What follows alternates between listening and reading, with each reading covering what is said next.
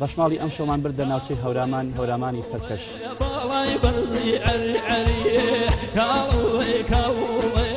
ساڵی 90ەکان هەمومان ئەزانی بارودۆخی سیاسی و ئابووری فەرهەنگی لە هەرێمی کوردستاندا بارودۆخێکی ناجێگیر بوو.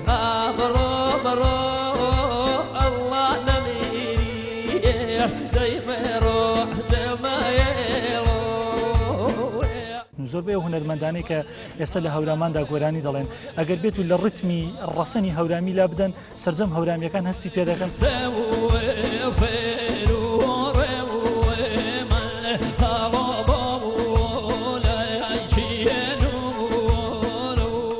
نزیکەی 65 گۆرانی بۆ 70 گۆرانی ئێستا لە ناوچەی هەوراماندا خوڵقێنەری سەباح هەورامی.